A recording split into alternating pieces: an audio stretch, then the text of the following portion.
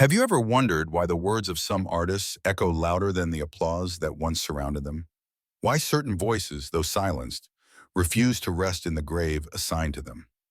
Tupac Shakur was not just a rapper, not just a young black man navigating the jagged terrain of fame and violence. He was a prophet disguised as a celebrity, a poet cloaked in the garments of a troubled star. His verses still cut open America's conscience like a blade, exposing wounds that never healed. Truths that never fit neatly into the glossy illusions of Hollywood or the patriotic hymns of the nation. His voice, full of fury and tenderness, became the sound of a people both invisible and unavoidable. And that, perhaps, is why America still trembles when his words play. Tupac belonged to a lineage of truth-tellers, but his battlefield was the intersection of music, media, and myth. In him burned the contradictions of a country that craves its icons, yet devours them the moment they break the script. He was the child of Black Panthers, born into resistance, raised in a world where survival meant carrying both knowledge and defiance like weapons. His music was not entertainment alone.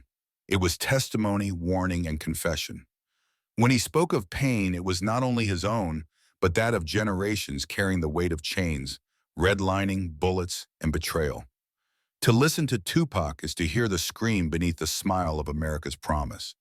But you, yes, you, how do you listen? Do you let his words simply roll as background noise, a nostalgic beat, or do you dare let them pierce you? Because if you do, you cannot escape. His verses are not relics. They are living indictments. They accuse the system, the silence, the complicity of those who benefit from injustice. And in doing so, they unsettle the comfortable, forcing an encounter with the reality that the dream of equality was never fully dreamed for all. His words haunt because they remind us that what is broken remains unfixed, that the ghosts of past violence sit at the same table where new policies are drafted, new prisons are built, new names become hashtags. Consider the America of his time. Police brutality paraded as law, ghettos designed as traps, fame as a fleeting ladder out of despair.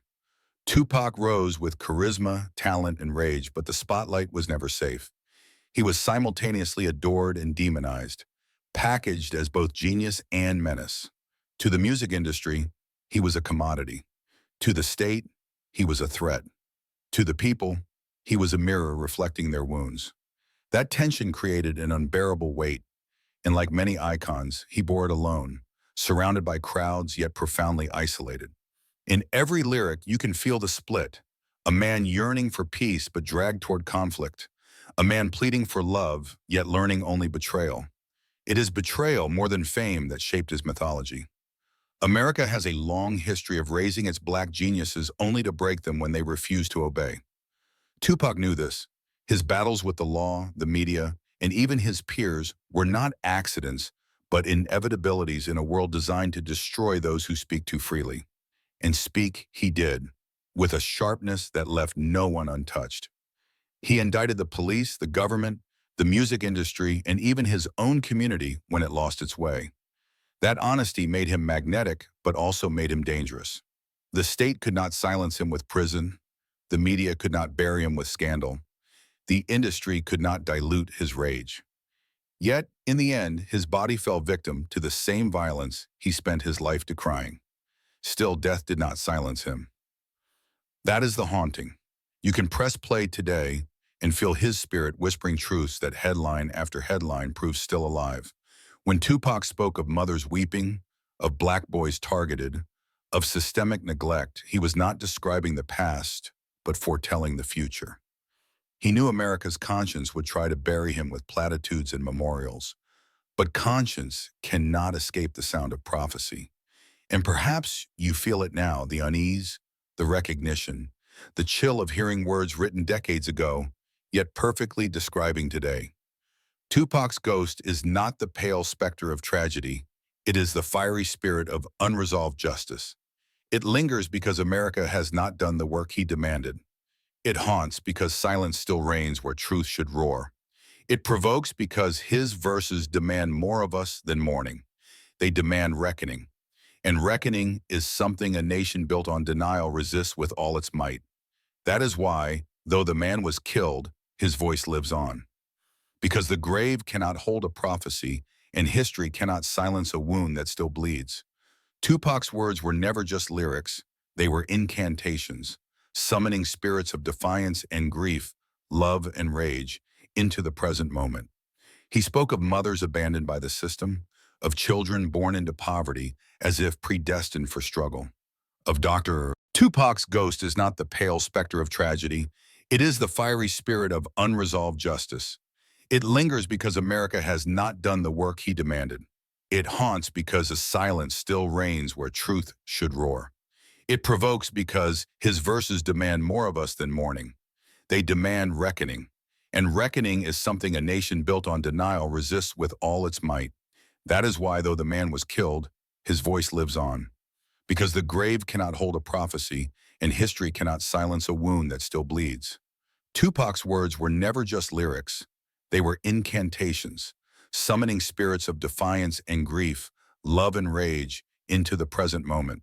He spoke of mothers abandoned by the system, of children born into poverty as if predestined for struggle, of dreams sabotaged before they could bloom. These were not abstract ideas. They were realities etched into the lives of millions. And when he gave those realities rhythm and rhyme, he transformed despair into something transcendent, something undeniable.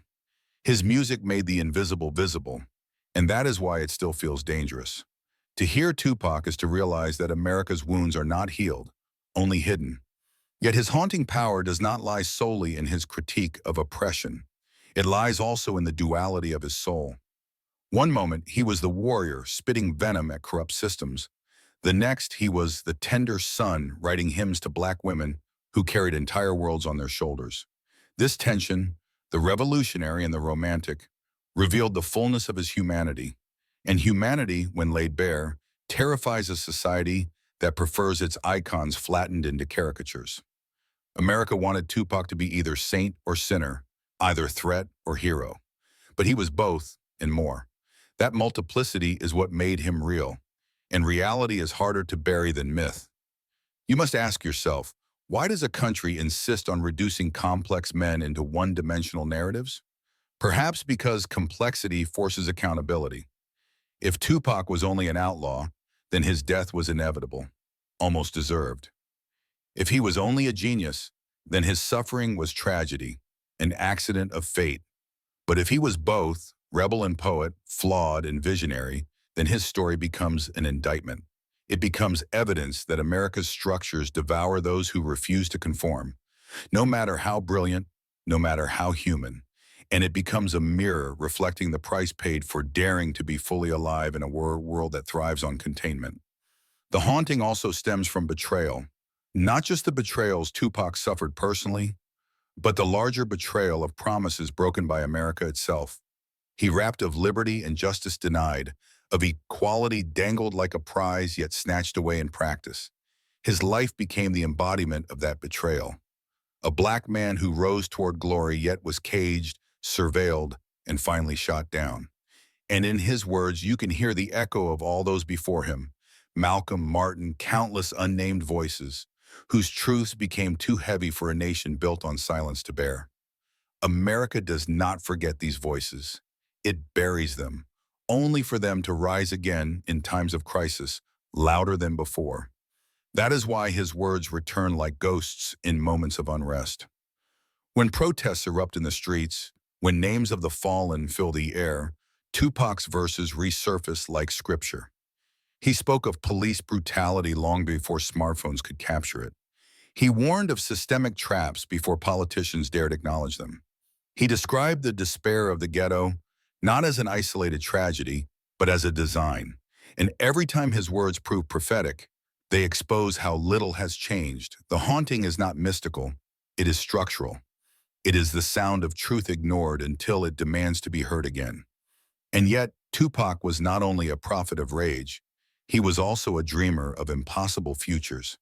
He spoke of heaven, of love, of children laughing without fear. He believed in the possibility of redemption even as he drowned in violence. That hope, fragile and flickering, is part of why his ghost feels so present. For in every verse there is not just critique but a plea for America to become what it claimed to be. To listen is to feel not only the weight of failure, but the possibility of change. And possibility, once spoken aloud, never dies. So ask yourself again, why do his words haunt? Because they live inside you. Because you cannot unhear them once you truly listen. Because they pierce through distraction and comfort, cutting down to the bone of truth. They remind you that no matter how many years pass, no matter how many tributes are staged, justice delayed is still justice denied. They haunt because America's conscience is not clean, and ghosts never rest where lies still reign. In the end, what made Tupac unforgettable was not only his art, but his embodiment of contradiction, a contradiction America could neither fully embrace nor fully destroy. He was the son of revolutionaries, carrying in his blood the memory of struggle, yet he became a global superstar adored by millions. He was a poet of tenderness, writing ballads that honored women and children, yet he was also consumed by rage, caught in cycles of violence that mirrored the very oppression he condemned. This duality made him dangerous, for it revealed a truth few dare to accept. Greatness and brokenness often coexist, and to silence one is to erase the other. America has always been uneasy with such figures. It prefers its heroes polished and its rebels buried. But Tupac refused to choose between categories. His life was a performance of resistance, sometimes messy, sometimes contradictory, but always authentic. That authenticity unsettled the structures of power more than any polished slogan ever could. When he spoke, it was not only entertainment, it was testimony. And testimony, once spoken, can never be fully silenced. That is why, decades after his death, his voice still rises through speakers and protests alike, challenging, provoking, haunting. You feel it when you hear him. It is not nostalgia, though memory plays its part. It is not mere admiration, though his charisma was undeniable. It is something deeper, a recognition that the fight he raged has not ended, that the ghosts he named still walk among us. Every generation discovers Tupac anew, not because history repeats itself by accident, but because injustice recycles itself by design. His words endure because the conditions that birthed them remain. And until those conditions change, his voice will echo like thunder in the collective conscience. But the haunting is not meant to paralyze, it is meant to awaken. His legacy is not only in the pain he described, but in the resilience he embodied. Tupac showed that even when caged, the spirit can sing. Even when surrounded by betrayal, love can still be offered. Even when death looms, truth can outlive flesh. His life teaches that survival is not the absence of wounds, but the decision to speak through them. And in that choice, he became something larger than a man. He became a mirror of America's sins and a prophet of its possibilities. Consider what it means for a man who died so young to remain so alive in culture. There are artists with longer careers, activists with clearer doctrines, thinkers with more precise arguments. Yet few have imprinted themselves so deeply into the bloodstream of a nation. That is the mark of myth, not myth as fabrication, but myth as eternal story. Tupac became an archetype, the fallen warrior, the truth teller silenced, the voice that cannot be buried. Myths linger because they speak to something primal, something unresolved. And Tupac's myth speaks to America's deepest unresolved question. Can justice ever coexist with power? Or must one always consume the other? His haunting, then, is a form of presence. It is not only the replay of old songs, but the reminder that truth, once unleashed, does not die. It lingers in the atmosphere, waiting for ears willing to hear. Every time a new voice rises in the tradition of resistance, it carries echoes of Tupac. Every time a crowd chants for justice, his cadence is in the rhythm. And every time America looks away from its own contradictions, his words return to demand attention. He is proof that silence is never complete, that ghosts speak when the living refuse to. And so the haunting becomes a legacy, not just of pain, but of possibility. Tupac's voice was fire, and fire, once sparked, can ignite long after the hand that struck the match is gone. That is why his words still trouble the conscience of a nation. because they remind us that truth is immortal, and the cost of ignoring it grows heavier with time. His life may have ended in violence, but his message refuses to bow to death. Legends may fall, but their truth always rises.